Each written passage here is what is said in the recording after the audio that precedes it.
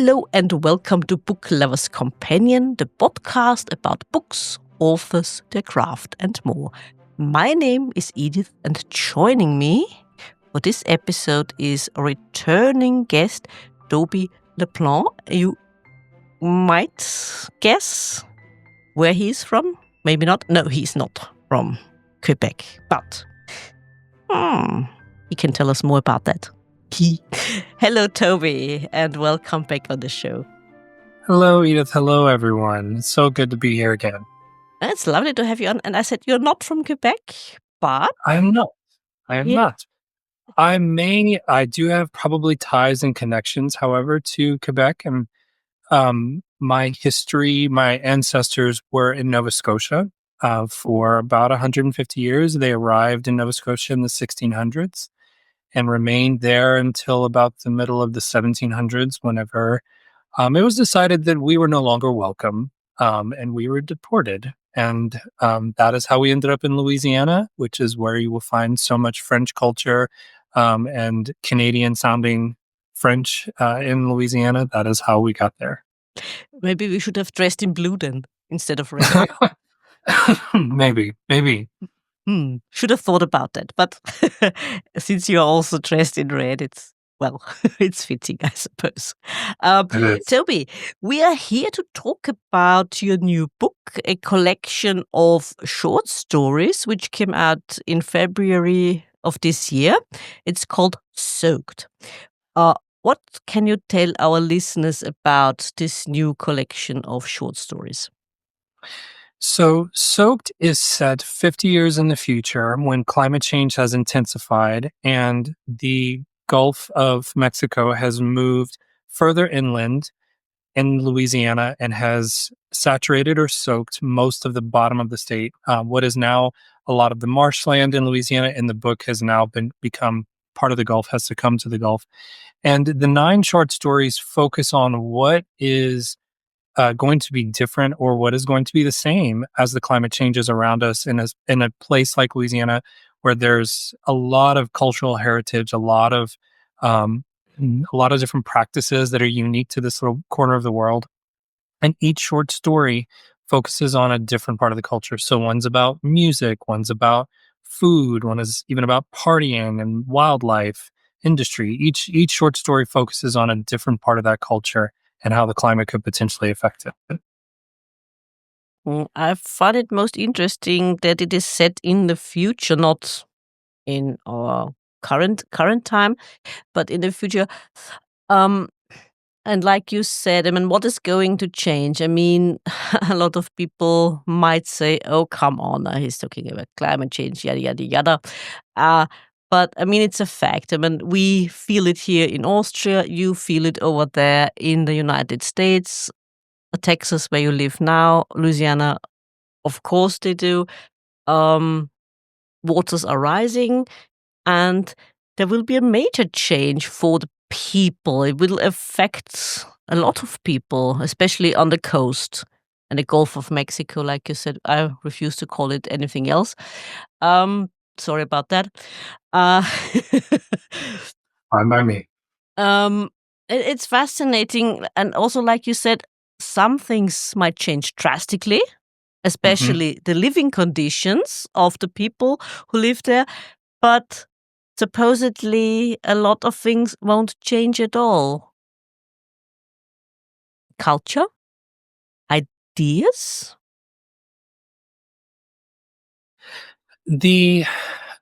I think the part that I was thinking about whenever I wrote Soaked was, the culture in that part of the world, the culture in Louisiana, is something that I think was influenced by the environment. That the food that we ate was part of the environment that we came from. All the crawfish and seafood that you will find as part of our cuisine, that was part of the landscape. And as the climate changes, that will change that. For example, if we lose our marshlands, it will completely decimate the shrimping industry. There won't be shrimp because it is actually the marshlands where shrimp breed. So if we lose the marshlands, that's gone. If right now Louisiana is sinking, and the coast is moving further inland, that I mean, if we get salt water in places where there's typically fresh water, that will decimate ponds and any other crop for that matter. And in fact, there's a story in the book that focuses on exactly that, just the saturation of the soil to the point where it's even too wet for things to grow. Um, so definitely about our cuisine, but also I think where a lot of the culture in Louisiana, when people think of Louisiana, what they're thinking of is the cultures in typically the southern part of Louisiana, because the northern parts, further from the coast, are probably closer to, um, you know, Texas culture. Than when you think of Texas, or even like Appalachia culture, which is, even though it's nowhere near the Appalachian Mountains, it still kind of has that same feeling to it. So with the coast gone, what goes with it is a lot of what's synonymous with Louisiana, things like New Orleans, the Cajun culture, all of those things will probably change at least with the coast moving. And if those people disperse to move away from the incoming water, what happens to the culture? Does it also dilute as it leaves? So that was what I was looking at in the book. Those ideas that that was the idea as you were talking about. Does culture change? Do ideas change? I think we run we run that possibility if the world changes so much where we have to move in different directions, go to different places. And then again, that is also the birth of new cultures, right? Anytime one group of people um, ends up going, connecting to another group of people, it can become something unique, and that's something else to think about too, is what cultures could grow out of this. I would say so, yeah. And like I said, when you have to move inland or you come together with other people, other cultures, and I wouldn't call it a delusion. I mean, yes, of course, it might be, but like you also said, it might transform into something new, something different. You will keep your ideas, important parts of your culture. But would you say that it is a worry for a lot of people in Louisiana? What might happen to their culture? I would say so. In fact, um, there is a tribe in Louisiana. It's, I believe, an extension of the Homa tribe, and I could be incorrect about this. And they've been living on an island for at least the last 5,000 years, potentially longer, just off the coast of Louisiana, that is slowly succumbing to the Gulf. This whole tribe, or this whole part of the tribe, is going to have to leave ancestral lands Mm, where they have fished and, kind of also been able to insulate their culture, and that allows them to not become part of the greater American culture, that they mm, hold on to the pieces that are uniquely themselves. But they have to move. That is actually happening right now. There's been a big debate about where is an entire group of people going to move. Are they going to move in with other Choctaw or Homa tribe? Are they going to who's going to house them? What land are they going to use or have? Um, so I do think that conversation is already having, and again, a whole tribe is facing it right mm, now. mm. Yeah.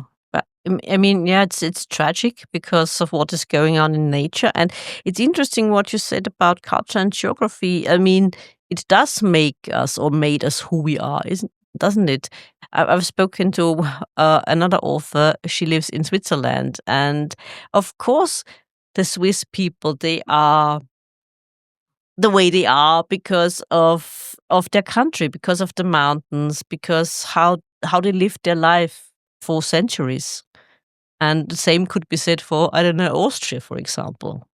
It's a Mhm, mountainous region, and it it molds us in a way, doesn't it? How we mhm, think of ourselves, how we think of others, and how we live our life or lived our life. And now we are forced to change that. mhm, That's not always easy, is it? mhm. I think I became really interested, to your point, in place whenever I moved from this swampy prairie to Texas, which I live in this part of Texas where it's very kind of transitional climate wise. That if you were to drive, say, even 40 miles east of here, you'd have these big, wide open green prairies. If you drive 40 miles west of here, you're almost in the desert. So I'm in this transitional space inside of Texas, and it does have a completely different feeling to it. And I think that feeling, as you're speaking, it molds us. That place becomes a character in and of itself.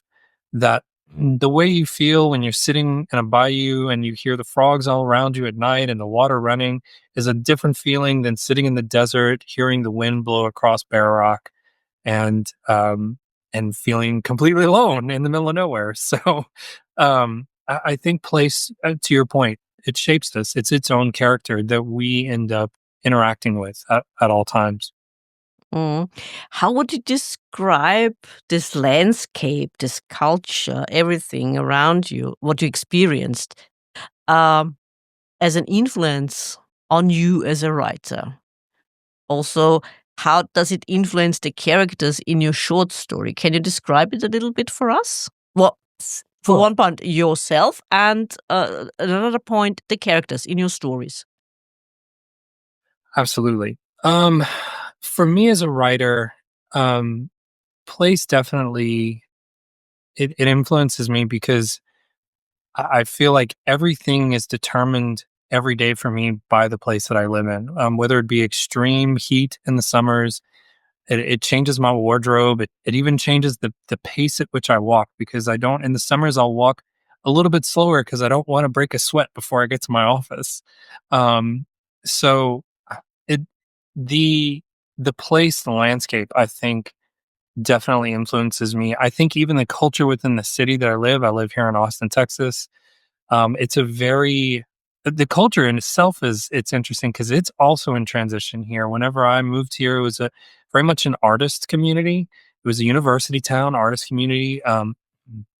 Had this really eclectic vibe to it, and in the last 5 to 10 years, it's become more of a tech hub where a lot of computer companies are moving, and a lot of people are bringing big industry in. So we didn't have lots of skyscrapers and now all of a sudden we do. So even the place of the city in transition, it kind of honestly, for me as a writer, it's really dovetailed into the way climate change is the way I view it because I'm watching a city, I'm living in a place, a city in transition with a culture in transition while the climate is in transition.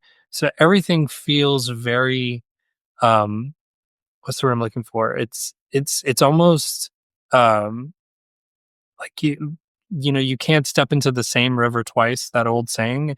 It feels like that's where I'm at in my current place, that every time I move through the world, this is the last time I'm gonna move through it this way. This is the last time the city's gonna be this small. This is the last time this will be the last average temperature of the day. It's just gonna go up from here, it seems. And I think that that's what impacted too whenever I started writing these short stories is that these characters were in a place where things were going to just continually change.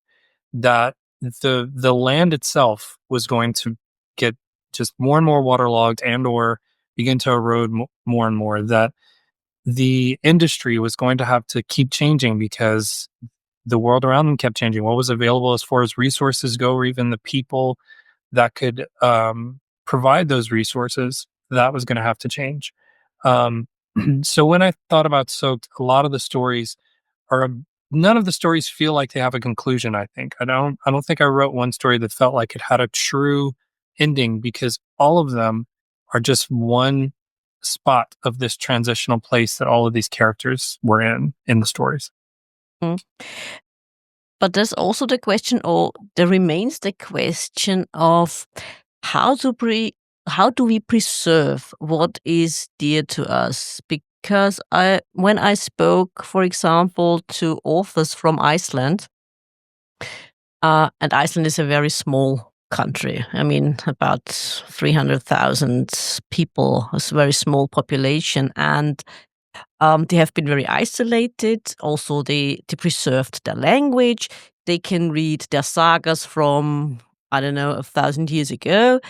But this is also changing because of the influence of the internet, also like YouTube or Netflix and so on. And there is, of course, this fear that at one point they will lose the language, they will lose the identity, maybe, because it starts when you can't read your sagas anymore, which you have been able to do so for, like I said, 1,000 years. Might that also be something that um, makes people try to slow down the process of transition because this fear of losing oneself in this whole Mm. process? Yeah, I mean, honestly, you just named exactly what I was trying to tackle in the short story collection. And Um, I think about the same things because, quite frankly, my own language, the Louisiana French that I grew up around, it was never spoken directly to me. It was always spoken around me. So I never learned it at home. It wasn't until I minored in it in college that I learned it, and then of course I learned Parisian French and Standard French instead of Louisiana French, which is different. But right now in Louisiana, we are slowly watching this language disappear. It's there's certain people that are working really hard to keep it alive, but I mean, by and large, it's spoken in homes less and less. So what you just described, I'm watching it happen as well. And in fact, there's a whole story inside of Soaked that focuses on exactly what you're saying.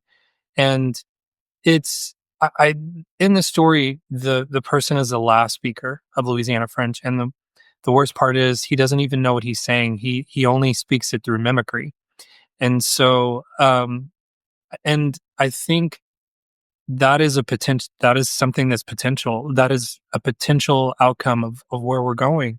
But at the end of the day, things will transition. The fears that we have, I do believe are grounded in reality about the erosion of culture. But whatever we hang on to, as long as to me, as long as we're deliberate and intentional about why we're holding on to this piece of the culture and what it means to us, and that whatever that meaning is, that it remain enough for us. I think we'll hold on to pieces of the culture that do make the most sense as we transition forward, as we move into new ways of living and being and thinking.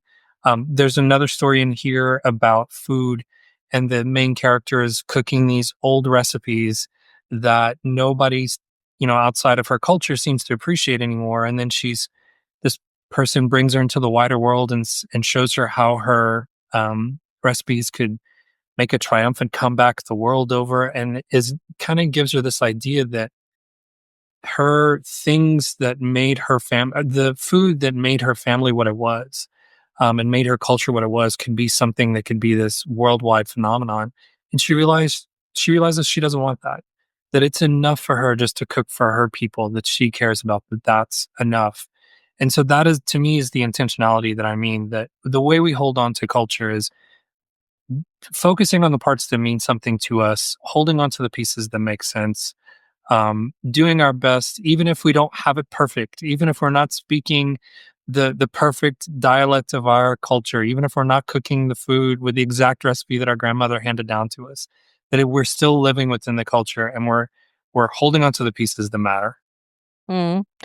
Live what we like and preserve the best things, and on the other hand, at the same time, be open to new influences without gliding into the dangerous waters of nationalism, Yes. because that's something that might happen, isn't it? I mean, when you become stubborn and think, oh, I have to preserve that because there is so much influence. It's not always that you are a nationalist, but you've, like you said, preserve and live what you like by cooking those recipes or speaking the language, even if it's in your own home, with your friends, with your family. Those pieces are part of our identity. That Yeah. to me, just living into those pieces, or just expressing who you are, expressing where you came from and the people that made you. I mean, I've watched kind of a very nationalistic. Um, there was an Americanization push Mm, during World War II mm, to try and get everybody on the same page speaking English. And I've learned this happened in Louisiana, but I've learned now that I've lived in Texas, this happened in Texas that you would have to speak English in schools, mm, that you are not allowed to speak your home tongue. mm, My grandparents would speak French at school, and they would actually there was corporal punishment involved if they spoke French at mm, school. Excuse me, my grandmother would say, "I learned English fast, fast, me," because she didn't want to have a catch a whooping, as they say. Same thing here in Texas, that yeah. you are not allowed to speak Spanish, and there would be consequences if you did. So there's this huge push, and that, in at least in Louisiana, that translated to French stopped being spoken in the home Mm, in large part in over just 2 generations. That it mm, stopped being the home tongue. mm. Was it also So forced? Sorry to interrupt, but was it also forced on the people that they sort of changed their names into more English sounding names? well, I think at least I can speak from my culture, from Cajun culture. I'm my my let's see, I had some grandparents with some very old French or Acadian French names. And my grandfather's name was Leodis. He had sisters Leah, Nita, and Rina.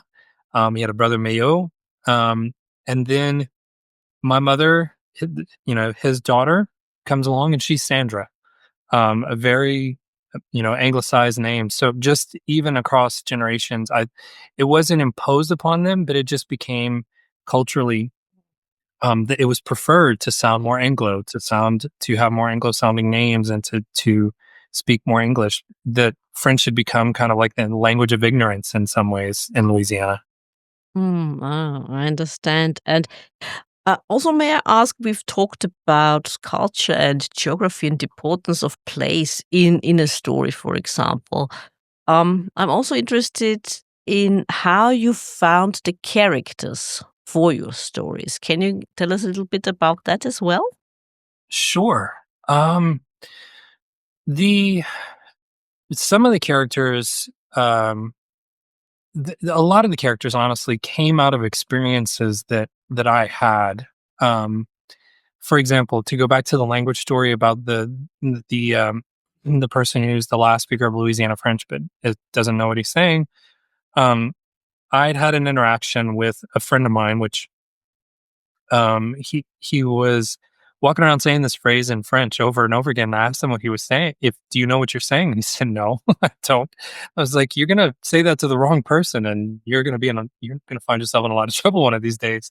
Um, so just having that interaction is actually what spawned the whole story, and it created a character for me, somebody who had held on to this language his whole life, but never used it, maybe out of fear, out of shame, and then that character kind of built the story out. Honestly, he created all the different transitional points inside the story.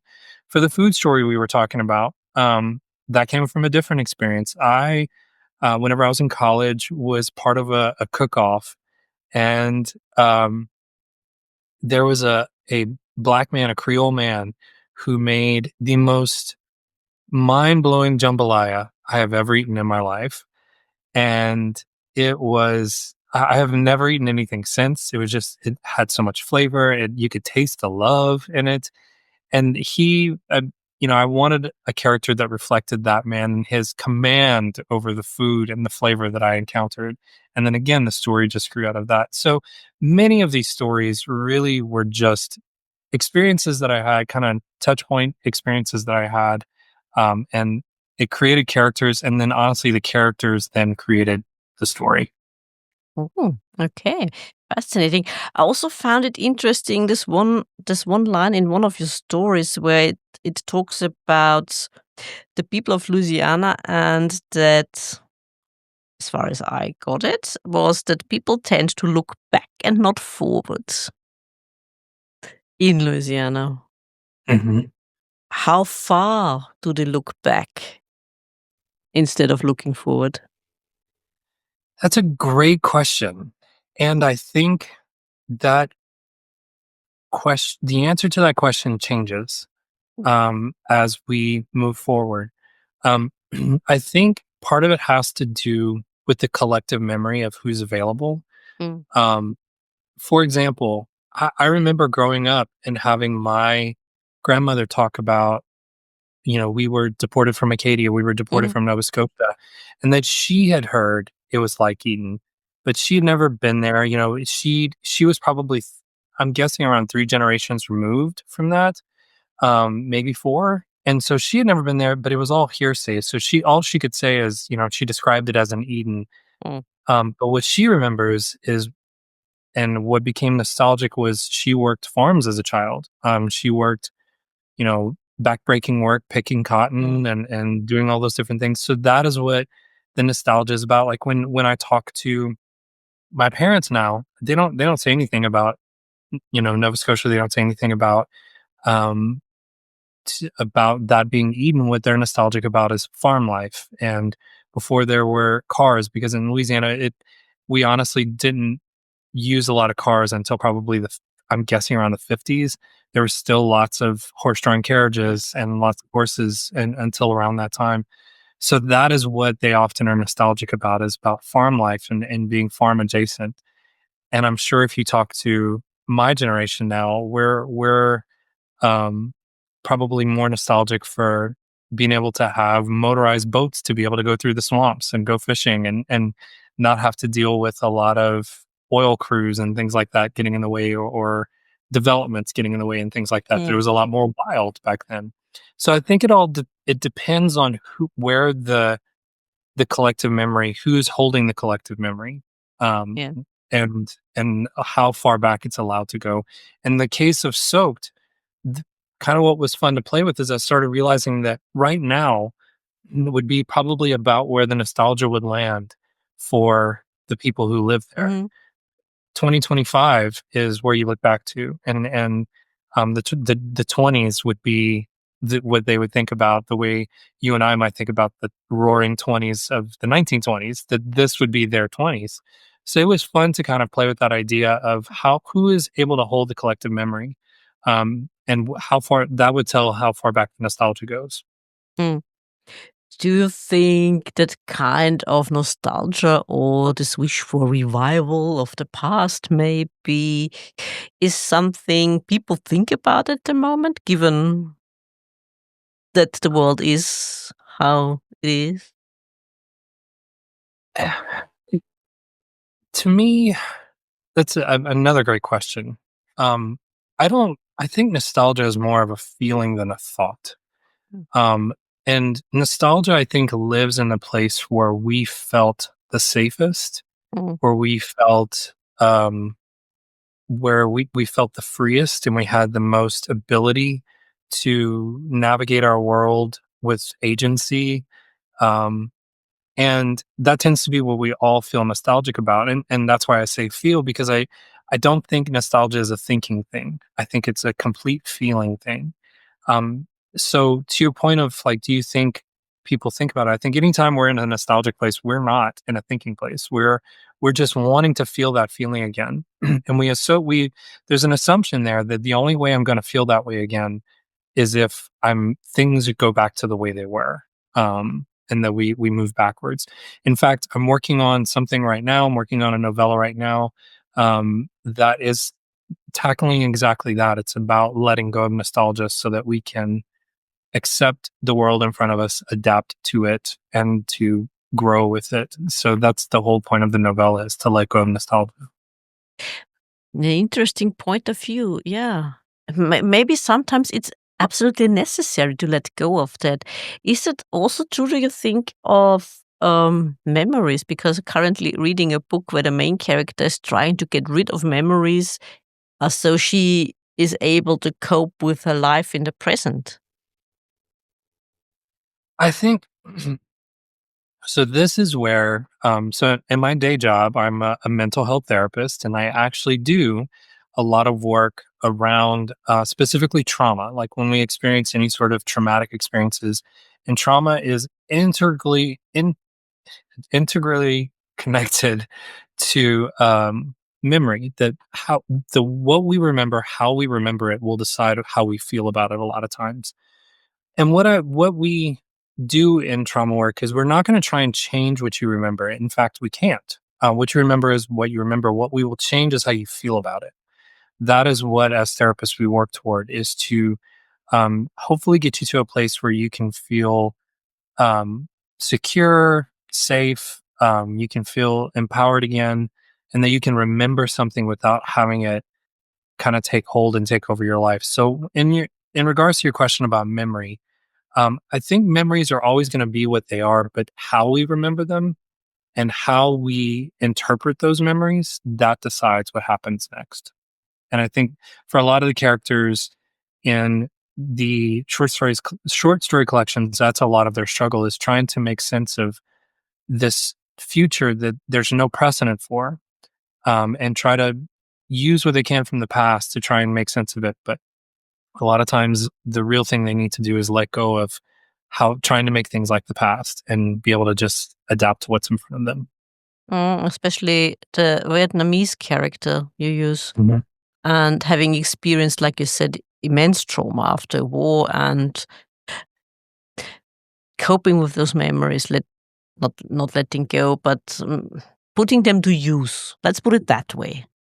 Yeah. And there's also the thing, I think that our past makes us who we are, and it's an integral part of our character. So erasing memories, maybe not a good idea, like you said. Letting go of nostalgia might be a good idea, or trying not to revive it again and again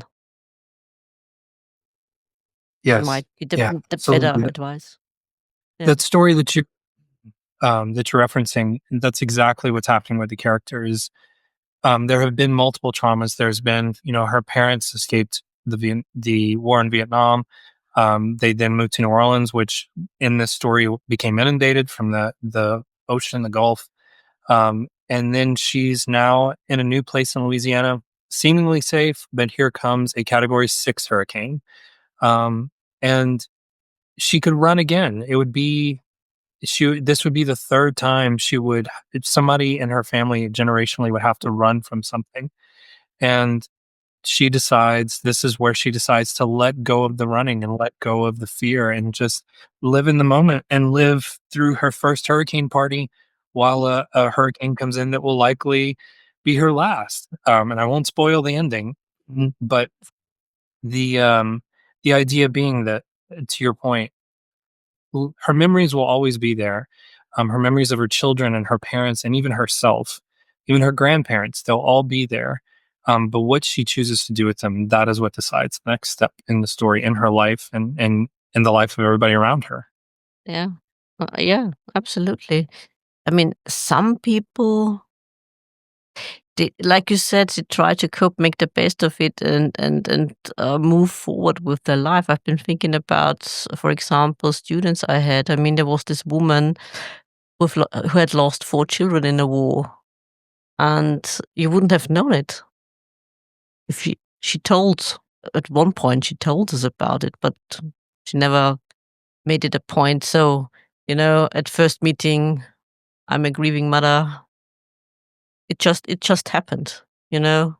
It Yeah. came up in a conversation, but it's not something she kept, written on a billboard, and yeah. It became part of her story, maybe, and not her whole story. Yes, more than that. I mean, she was more than that, not just a mother, a grieving Hmm. mother, but moving on from there as Yeah. far as she could. Yeah, Right. yeah, absolutely. Uh, I mean, everything you just said, and talking about memories, nostalgia, and writing books that deal with certain aspects that might not be comfortable for some people.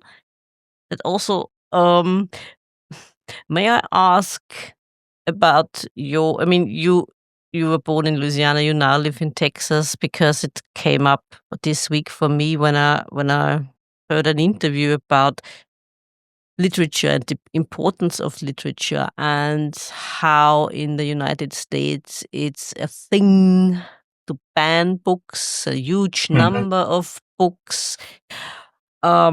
What is your take as a writer and someone who deals with traumata?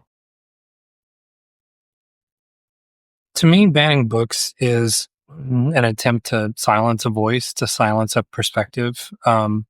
Usually, the books that are picked to be silenced are the ones that don't fit with the ideology of the person who's in power. So it's usually an erasure of an idea, of an identity. Um, and I've decided I'm going to write through that. Um, and in some ways, I even wonder, like, maybe I know I'm writing the right book when it gets banned. That I'm writing the right story, that will speak to something that makes somebody in power uncomfortable. I'll know that I'm writing the right story. Um, I know that there's a lot of debate on the reality of climate change, and it's I know that there's a lot of people who are going to, when they read this book, say it's silly and it's alarmist and it's over the top. And I mean, I'll be honest with you, I did take some liberties and probably extended flooding to places that might not flood in Louisiana, but in many ways, the what's already happening right now, it's not something that's going to happen in the future. It's something that's happening right now. It's unfortunately um, it's in places where a lot of people don't go, so they don't really see it. Um, but to me, that's all the reason to talk about it. That's all the reason to bring it to where people can see it. And I know there's always going to be somebody who doesn't want us to talk about the scary parts or talk about the reality or talk about the difficult parts because it would disrupt their march toward their reality or their vision of what we should be. But to me, this is where we are. This is who we are. So again, I'm just gonna write through any book ban. And like I said, if one of my books get banned, to me that's an endorsement of I wrote the right book. Absolutely, I would absolutely agree. And I think it also has to do with the fact that people don't want to get challenged anymore these days because we were talking about ideas, and a lot of people want to remain in the echo chamber and don't want to think about different ideas or viewpoints, even the younger generation, which is actually sad. I do agree with. That is something that I'm tracking both as a writer and as a therapist. That it seems like people are getting mm, increasingly afraid of making their own decisions, of taking risks, of challenging themselves in the way that they think. Some of it, honestly, I think some of it comes from the fact that we have so much anxiety and stress lumped upon us by the minute we wake up, from our phones sending us messages to anytime we click on anything on the internet to all of the something that we've been looking at a lot is optimization culture. Just this idea in younger generations, there's always the best answer, and that I can find it because that's how it works when I shop. I can just keep shopping and looking at other products and reviews until I find the best thing. And there's this pressure that they feel to find that everywhere in their life, whether it be their partner or their job or something like that. I do think, and then of course, to add to the conversation, the idea of climate change. I don't think I think a lot of people actually do feel the stress of climate change, Mm, but it's something that is in the back of our minds, that it is not necessarily in the forefront of what we're thinking. yeah. It's just this kind of dull buzz in the backs of our minds. And I think all of that pressure and all of that stress does lend itself to people saying, I don't want to have to think. I don't want to have to make decisions. Everything's hard. So if you can spoon feed me my ideas, if you can um, give it to me in my Amazon cart, then I will then I don't have to think about it and I can just consume it. I don't have to produce it. I don't have to wade through all the confusion and muck to find my answer. I can just get a answer. If Mhm. you can hand it, that'd be great. Yeah, spoon-fed, like you said, small doses, and yeah, all good, all fine. Let's not think about it. Let's not talk about it. Or maybe there are other things that people occupy their minds with. Things probably more tangible, again, like finding the best product on Amazon. That's my stressor right now in life, not climate change. My stressor is finding the right thing. Something else that I do think about, in regards to approaching these challenging Mhm, conversations and challenging questions, um, again, to reflect back on my work as a therapist, um, we don't really talk about the pandemic much. People don't talk about their experience during COVID-19. And I think it's because we as a globe went through it together yeah. and we have no control group. We have nobody to compare ourselves to and say, well, they didn't go through it. Why are they feeling something different? Or why do I do this and they don't? That we all went through this together. And it makes it to where we don't talk about we don't have to. It's just kind of an understood, "Oh, yeah, you went through that too." I think some things that we go through, a the rise of authoritarianism across the globe right now, I think there's a feeling like we don't talk about it because it's happening everywhere. Or climate change, we don't talk about it because we're all going through it together. We don't really think about it. So I think some of that is part of what keeps us from talking. Probably, maybe. But shouldn't we talk about it? I mean, especially the last part, the political part of the authoritarians, because there might be nobody else to talk about it if we don't talk about it. That is true. Yeah. I mean, like you said, you can observe it nearly everywhere around the globe. Europe, Asia, yeah, the Americas, Africa. Yeah, it's maybe not with the penguins, but who knows? I don't know much about penguin society. I can't vouch for them, but Well, they have an yeah, emperor. yeah, true, true, absolutely, yeah.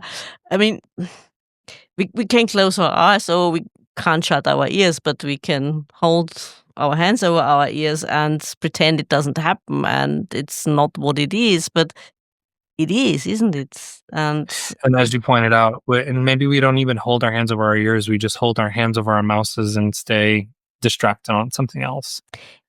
yes, true.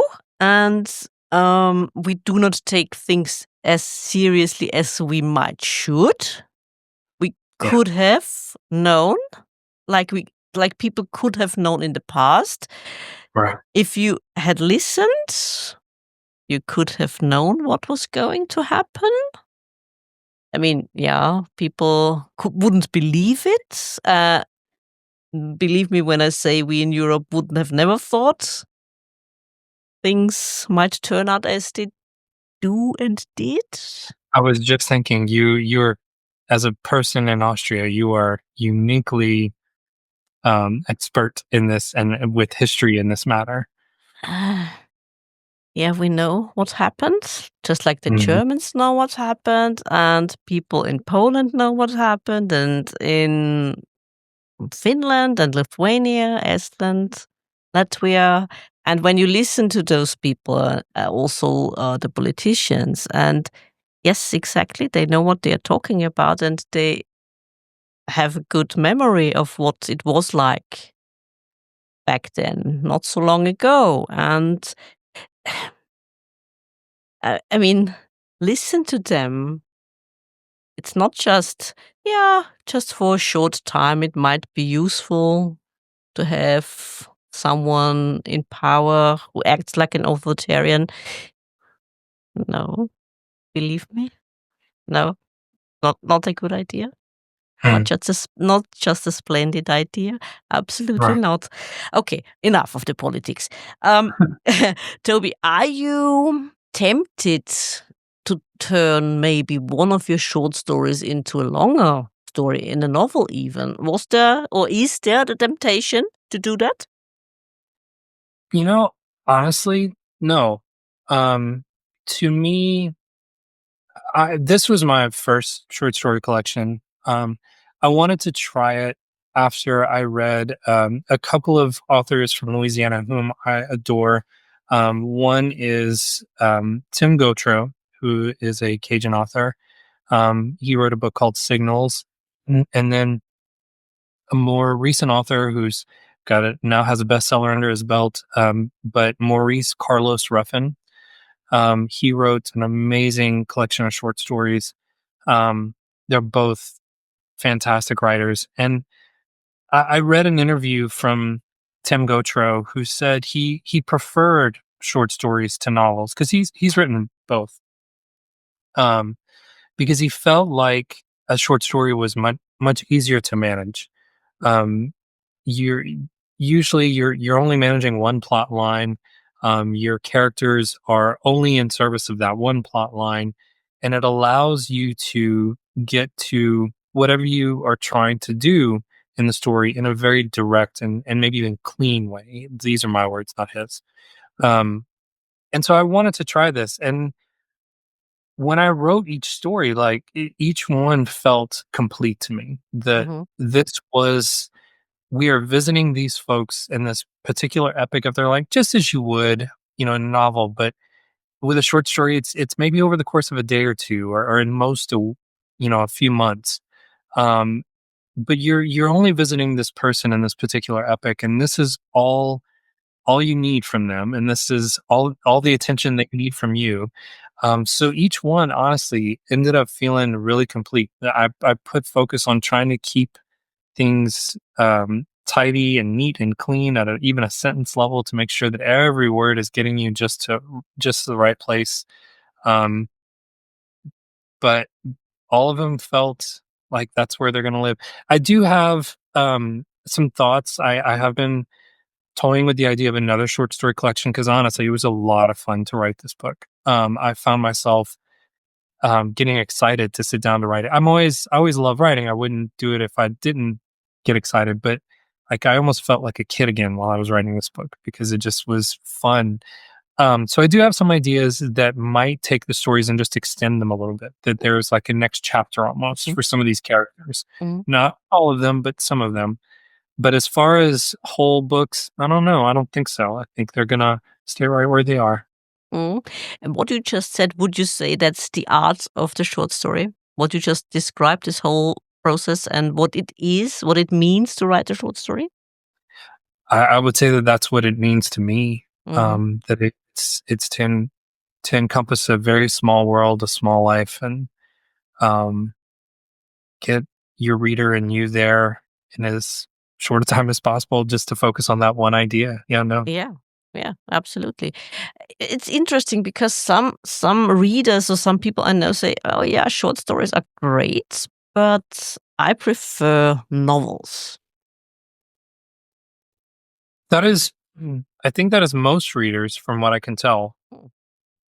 Um, most and a lot of people that I've talked with since Soaked has been published, they're pretty regular novel readers. They do not go into short stories, and some of them have even said this book is their first short story collection they've ever read. Um, and I've been happy to hear that a lot of them have liked it. I think more than they thought they would. And I think we tend to like in novels. We go to novels to immerse ourselves. We want Mm. to be in another world. We want to be living through another person's life. We want to be it's there's the escapism of a novel, I think, is why a lot of people Mm. reach out for it.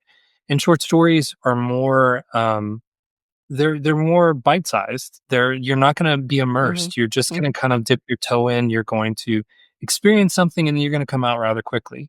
But um I do think that in our current culture of internet clicks and low attention spans as a result, that I think that short stories may have a place somewhere in there that it allows people, especially the people who want to read but just never find the time, that you can pick up a short story, read it in 20 minutes, and then you can go back to your day and not feel like you're going to be lost whenever you come back to the book. So I think there's a place inside of our current culture in our busy lives for short stories. But I think people just haven't really discovered it yet. I think we're stuck on the idea that a book is always fiction is always a novel, or it's always fantasy, or it's something Yeah. like that, as opposed to say something short like this. Well, a good point. Yeah, I would say so too. Yeah, I agree. And that brings me, of course, to the next question. And you've touched a little bit upon that. What are your future plans? So, as I mentioned, I am working on a novella right now, about, um, the things that I'm trying to focus on are, as I mentioned, letting go of nostalgia, finding adaptation, in a post climate change world. But also, there's a lot of, as part of letting go of that nostalgia, there's a lot of letting go of grief, that is part of the novella, and also a lot of parenting anxiety. I decided, I'm a parent, I have two little ones. And I realized, like, as I move into the future, I do worry about them and I worry about their lives. So I decided to put that where I could play with it and write something about it. So there's some parenting pieces to that. I do have a novel that's complete that I'm have in front of a couple publishers and agents right now, and it is about, a man and a woman surviving the aftermath of Hurricane Katrina together. The woman is a black woman, and her neighbor is a white man, and it's a lot about the racism that was part of New Orleans, both before Katrina and during Katrina. So it's my take on trying to tackle some of that racism that existed back then and still exists in places today. And then, I have a couple ideas that are swimming around, some more short stories potentially. I've also got another potential novel that I'm thinking about, but it's still in a very amorphous phase. I don't think I really know what I'm doing there yet, but I have some ideas. Mm, absolutely something to look forward to.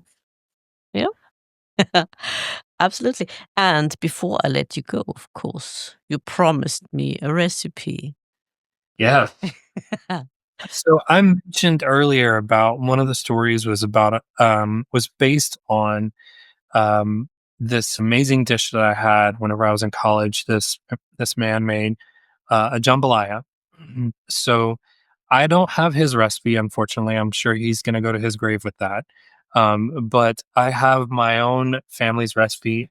And just to give you a little bit of history behind the term jambalaya, it's actually a meeting of a French word and a Choctaw Native American word. So, uh, the first part of the word comes from jambon, which is ham in French. And then the last part, laya, is a Choctaw suffix that means long. So jambalaya means long ham. So it's just a way to take your leftover ham from your Sunday dinner and make it into another dish. And this is a rice based dish. Um, so where you start with the jambalaya, is your typically your protein, and, there, it's you can use sausage, which that's what we typically use. Usually a very smoked sausage, like something like andouille, or any sort of very smoky sausage, and you would cook that down to let it till it starts to release some of its fat. You would then pull that out and then add. We often add chicken, so cubed up chicken, bite-sized chicken, and then you can cook that um, in that same fat from the sausage, and that helps to add a lot of flavor to it. Um, then and while you're cooking the chicken, adding some Cajun seasoning. There's lots of different brands out there that I hope you can find over there in Vienna. But there's thankfully they're kind of making their tour worldwide. They're all about the same. I know I'm probably going to have all of my family come and chase me down now for saying this, but they're really all about the same. They taste about the same. Um, but anyone will do. You also then pull your chicken out, and then you would add what we call the Holy Trinity, which is, uh, chopped celery, chopped onion, and chopped sweet pepper or bell pepper. Usually green, but red works too. And you would saute that down, um, in that same pot. You all of this is a one pot meal. So, and it's really important to use the same pot because everything the sausage and chicken leaves behind, you want to hold on to it because that's where all the flavor is. Um, so you cook your vegetables down until they're nice and sauteed. You can then deglaze it with some water and scrape the bottom of your pot, get all those burned, crusty bits at the bottom, and get them all scraped up. Um, at that point, you can add your proteins back into the pot, and then you would add 4 cups of rice and 5 cups of whatever liquid you like. I typically use chicken stock and fill it up to the top. And then you can add a bit of tomato sauce. Some people use tomato sauce. I actually use this pepper sauce, which has a bit of tomato in it. It's called Cajun Power. So if you can find that, that is my favorite. And I just, I'll add about, I'd say, um, a quarter cup of that to the sauce. I should have mentioned, as far as proteins go, for this large of a pot, this is a lot. This makes a very large pot. I don't know if I've never made small quantities of Cajun food. I don't know how. So this you would probably get about 2 pounds of sausage and 3 pounds of chicken. So it makes a very large meal for lots of friends. So this is good, great for company. So back to our chicken stock, our rice, Cajun Power. Season it some more if you like, as much seasoning as you would like or tolerate. Again, you can find that Cajun seasoning just about anywhere. Or if you really want it spicy, just ground cayenne pepper is where we get most of our spice. And here's the thing: you're going to turn the heat way down, and you're just going to let it simmer. And stirring ever so occasionally until all of the liquid soaks up into the rice, so that all of that liquid that you scraped up, all of the the good stuff from the sausage and the chicken, it is now soaked into the rice with everything. And then now when you serve it, you can add chopped green onion, chopped spring onions, or chopped parsley on top. Add more seasoning if you need even more. It's And I might add, it's probably not a bad idea to salt the water a bit, even though the Cajun seasoning will have salt in it. It's not a bad idea to salt the water a bit with all the rice because it will suck up all its moisture, and you will have yourself a jambalaya. Great. Absolutely great.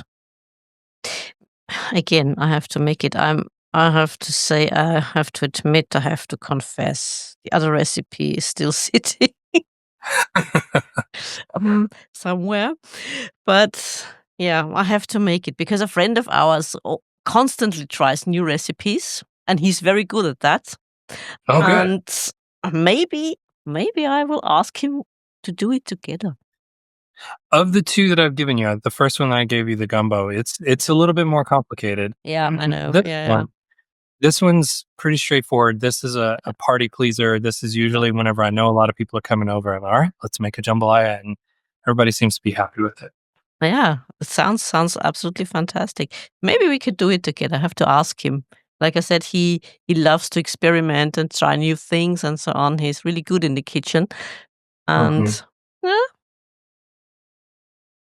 thank you for that. Another great one. No problem. It, Toby, it was an absolute pleasure talking to you again. Same. It's lovely to have you on the show. And please, everyone, read the books. They are fantastic. And please don't go away. Wait for me in the green room. I will be with you shortly. Thank you. Dear listeners, I do hope you enjoyed this episode as much as my guest and I did, and you will also try his recipe. Please don't forget to like and subscribe, and I hope you will also tune in for another episode at another time. Until next time.